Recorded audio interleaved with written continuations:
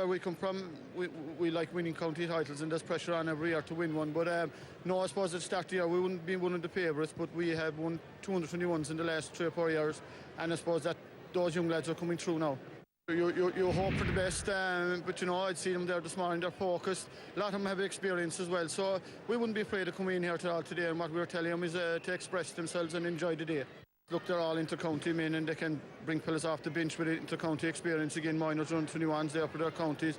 All over the field they're strong. I suppose we just, again, we have to dwell in our own game and, you know, not to let them take advantage of maybe a couple of points of a lead, because if you give them that, they might push on, you know, and we'd be too much of a lead in.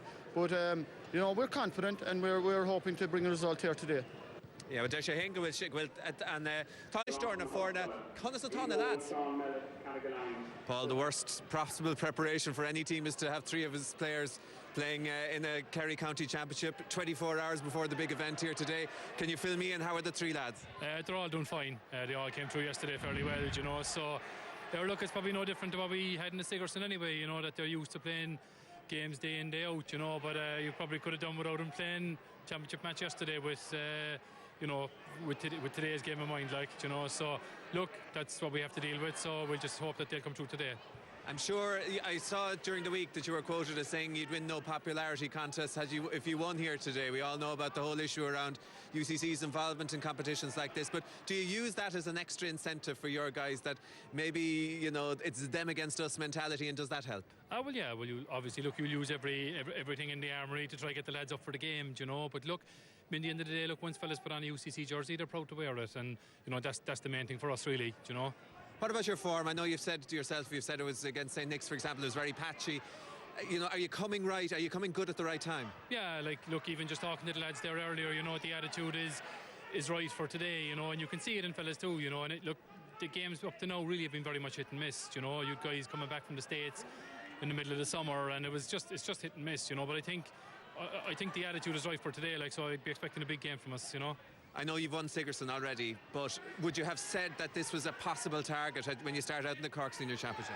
Not really. I think, like, our goal at the start of the year was just to re-establish UCC as a credible force in Cork GAA, you know, because I suppose, like, 3 years ago we got an awful beating from Carbery in the championship, and we just wanted to get, you know, just take a bit of respect back in playing for UCC in the championship and just bringing that to bear.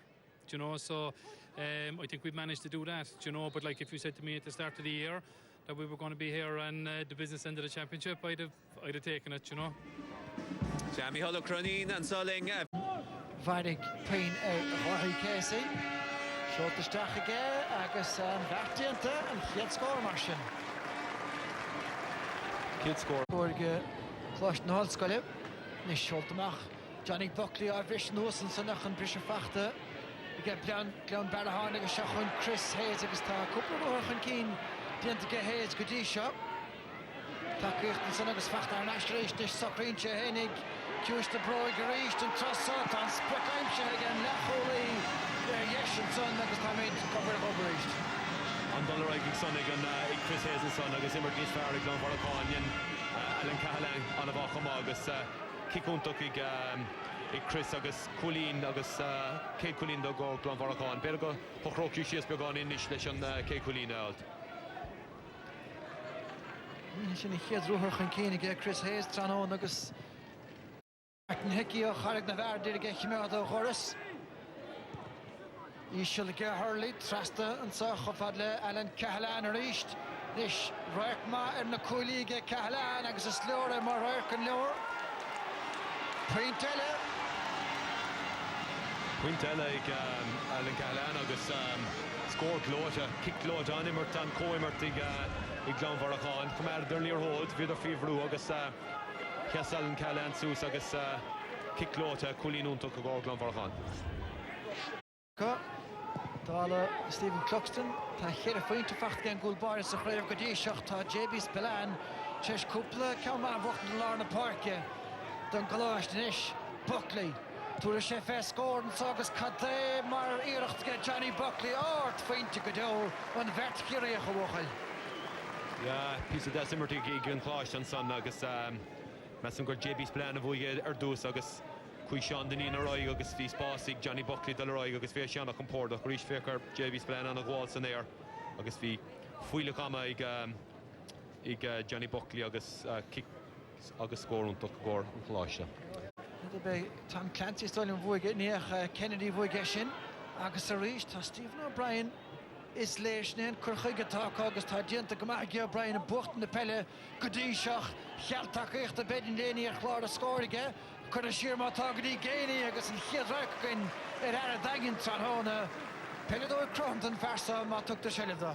Cinnte agus fuair sin an cépias a seileh measing bhfuil fáilte a choríis an obair dechar.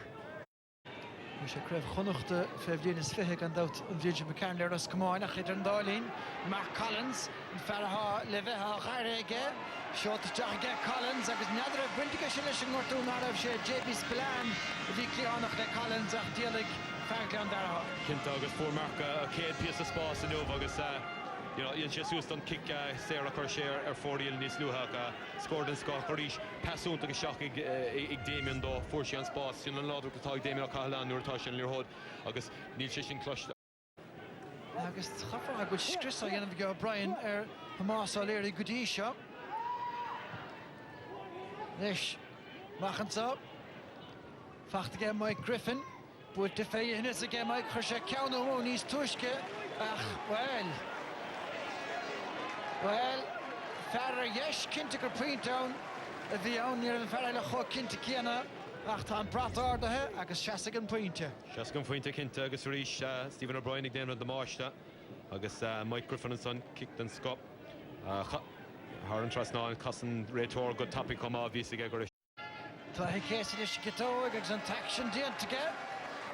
Fear na pointe ge Casey Tranhóna.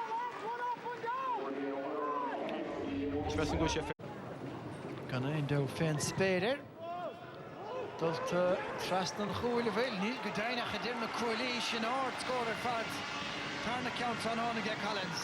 Áard scóir ag Mark, áard scóir go dtí dúir tú go ag siad ag drón taobh ar lína trí déag agus kick sé únta.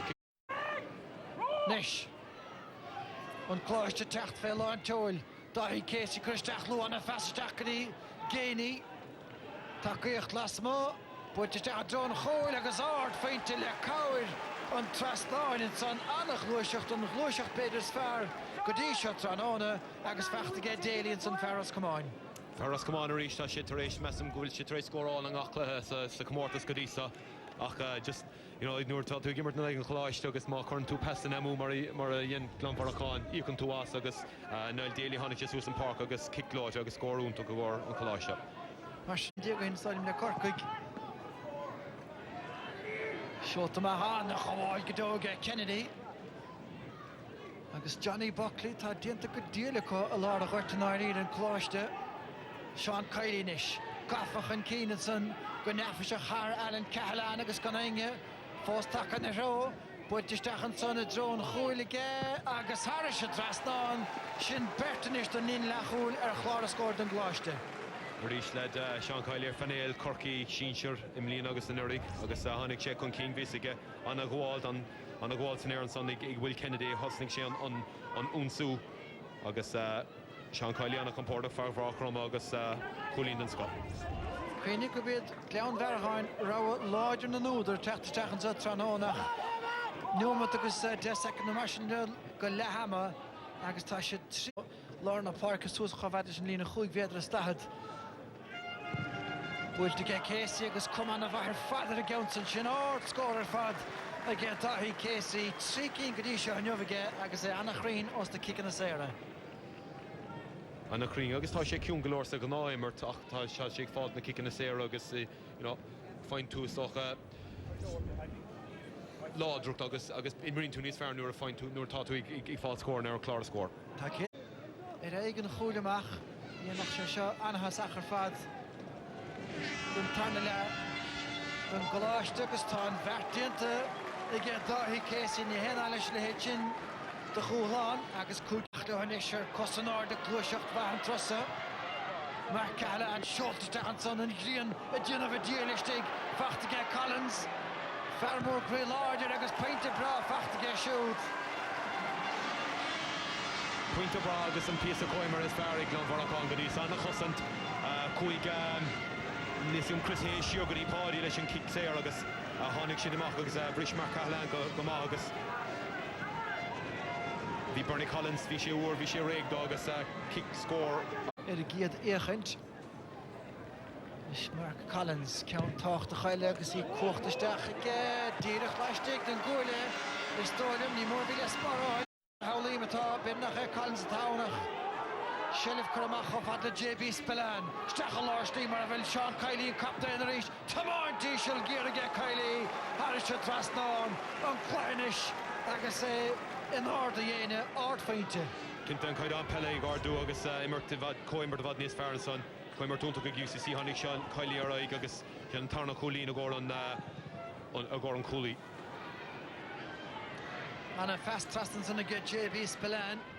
Agus cé raibh aigla se gúlaige Harrington bhróig trasna i bell agus pointe a ghár dóch fuidan ní le nás na hefson.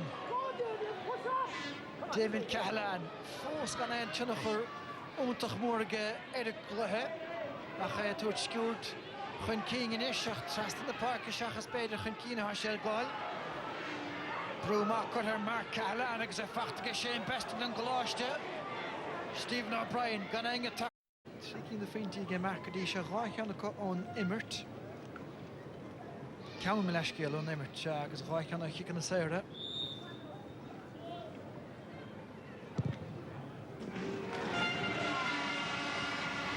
At the Nirod Hishkint. Verta, Stig, a goal Lily Halegs, Fleep, Fachte, again James O'Sullivan, Snahasnich and Sonach. Again, Damien Cathlan, Ord, Bernie Collins again in order, Prisha Fachte, so again Mark Collins. Stachgri Shani Cathlan, Ord, Koshich Danias, Chancer Feint, Gloter Fardanias Galein, and Koshich, that's in the order, the Kiki Dramash and Rasnon again. Anna scoring, Shani Cathlan is son, a Korish, and Ursa, Hasmak of Mark Collins, Lasmo, August Fuchshemak on Cathlan. Agus scored and score fighting Shawnee the love and order David Burns capture go sé Sarah Shigach bhí sé carta an Coolín Hogan Brian Johnny Buckley Shasavanoid Stackery Burns and Ishton Kurdacha get Burns agus Shinana feint to good do they get David Burns kick going to Burns and son Porsche boss and going to be a bhí sé féhrúach thug sé cheanach PSMer níos fearrig ag an Voracán agus Ian Burns tá sé timp le fada Burns agus scóúntaach blianta hin Brúnach beag a bit sé geansa agus tá sí an ard agus díadach fada go leor agus tá siad chom a barci chaomh. Bhuair bhí cluichí chum broch agus i drúd drót ar a cluiche seasan the Fermora Sus agus yes Mark Collins Susan son kicked and score agus clever co score the Craig Punta cooking and so Stolen in Farah attack on Parky in out ach shachun you clash to gear Hawkinish let's score and songs here Shanta Khola back paint Shakani Gani Shishan Farh on the Kula Gaim show agus ta kick it Brown to clash the Holtzkalin son Andach Lushach agus an Ragre Chester Collins in the Chur score. Kintan Ragre and Clash agus hit Glenvarachans Colla Snakulaha. Say Liam Collins Zigadera a Haring Shia. Well, you don't have to turn the seas of Willigan Multor Achana dog ahead and son. Agus well Dish Glorver and Sohanish. Again, Buchley in the Holtzkalin. De Bruyne and Tayev. Cool again, Tahi Casey. Donald Skull. Agus a bear shoot. On score, Kenyonach. A Kimi Tranhona. I can't come up to Cork and Nunok let Kerona made la goal. Agus an Clash Cool Conkin. Ishana Compordok. Agus Kriya Kuntok Dahi Casey and son of Goran Clash. Well, Maradort. It's a shaft on him to score all Sean Kiley Gadernach. Done. Richard Cossanarde. Shot to trust in the park. Shilliv, Hanavet Tochtach, Fachtagus Shot Jack Paul Gainey, Fachtagumash Dickinson, again on the Nisha Gavin O'Grady. Didn't the O'Grady, I guess, Bne, William Mara and the Wicked Fad, Queen to get Gavin O'Grady, Access William. Well, that's in them to dull, and failure Kelly and the Michelle over heel. I thought she's supposed to do it on Trina made Brett Savresh again, better Gurshin and Scorkin Igadera. Rud gone out to her Tastal with Homalia cool. Shin Curry Clegg, Sir Foreel, Broomornson, and Julioga. Kinta Sheshaw Grady reached the stadium, I guess. Gaffalash dig, I guess kicks there, Brown to Airshoot. I guess Tasha did it, Davlina, at Tiergard, Hun Kelly Orha. Gavin O'Grady. Fernand O'Giad, Moran and Fern the Voig, Craig Fefe, and Eric August of Gavila shocked the cup. I guess a big shit on Ash, Todd Og, big Dimar, go big. You know, the actually saw still a shock, you know, in law, UCC come out. When you learn to Craig Fefe in his fair butcher, the Killing Lina no Sach near venue of law. I guess she'd Brooklyn, the whole skull talk, Kelly Oren saw. Anavo Erfad, Marador Tana, Neidig Verhocht, Neidig Shaskane and Davlin, a Voigan Kloster, Cornvek Higur, August Crevahunte, Tasha Jeterishka Fish, Julian Lisha, Paul O'Keefe, Agus is Gashke Eshin, against the Hemidori shot, Ta Kirig, Ta Kirkig, Ta Faro, Ruskamoyan, Ach, Yeblider Lichele. Carrick Datum Ross, is Untok and Roddy convey, a Vulcan Tesholesh and Kloster. On our own to Stock. Conasi and Cheve, Vishiv Degolini, Vishiv Dehe Sheikh on Tosig, on a Glambarak on the Rashkudi Dehede, Vimarna Galera Ra, Ta UCC and Meha, Achans Son Honig and Kick Eric, Agasasha and Sauginger and Television Svedlet, Feach and Tarkadavish to get the Internagot, Nurhuig Paul Gainey, she's Vias a good Gurartza Hituksha. Vias poor hair douche, Mar Ni Hogan Mead Lena Croaks, being Colin Cooper, Hogan Tak Stock Tour Kick Brad August. Think we got a win in. Yeah, then tu sus the internet geshine ka to clean like stuff. Yeah. All right. Now ruhig session the start. It really either shinnagus and Derry chance to go better fechend hart agus tan of wintas and lamar. Sus could in point or has shin near a fac in the forna. Vi should den of ober cruig dagus is toch of Vigolordini kappa and true give a yimmer a giri and ye a macht the denomatishin ro cruig or of but hash of sus agus vi should able to do. It's talk and rod is more no great spirit again Fernshaw Goni Imnina.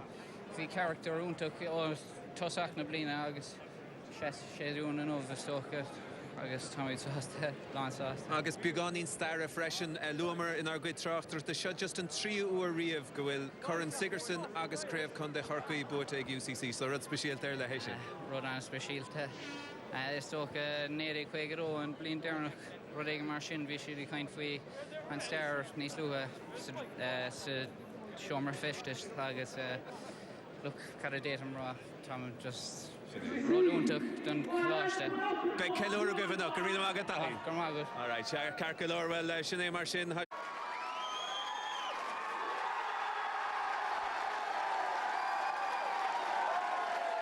Paul, congratulations, a sweet victory and a dramatic late end to the game. Yeah, like I suppose you couldn't ask for more. I'm kind of still in shock after, really, because to be fair, the Haven had us under savage pressure for most of the second half. And it was kind of one of those games that you kind of thought was drifting away from you, and then just a moment of magic for us just turned the whole game around, you know. So we have to be happy with that, like, you know. The lads are enjoying themselves there on the pitch. Tell me, at 10-10, did you think it was starting to slide away from you? Well, I saw the Haven building huge momentum, you know, and it's always a worry when you see teams building momentum. It's very hard to counteract it, you know. So I thought my worry was if they went ahead, I didn't see us coming back from it, you know. But the legs were good though. Towards the end, we were wondering about the lads who'd have been involved in the Kerry Championship yesterday, but they all finished strongly. Yeah, like I suppose it's what I was saying earlier, in that like they're used to they're used to.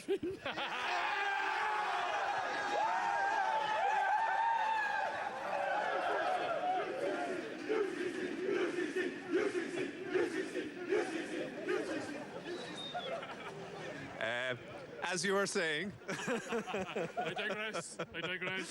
Okay, but the lads, they held up, and I mean, sure, look, they still have plenty left in them for tonight. Look, they're in great shape, and that's coming back to what the Sigerson did from earlier in the year. they're used to playing big games day in, day out, you know. And to be fair, look, they're used to the big occasion as well, which is maybe where the Haven might have been lacking a little bit of experience, you know. But that'll come for them too, like. Okay, now you've got a Munster Club Championship campaign ahead. The last time you won this in '99, you went ahead and won Munster as well. So, you know, keeping the focus and keeping the minds on the work now, I suppose, is your next job.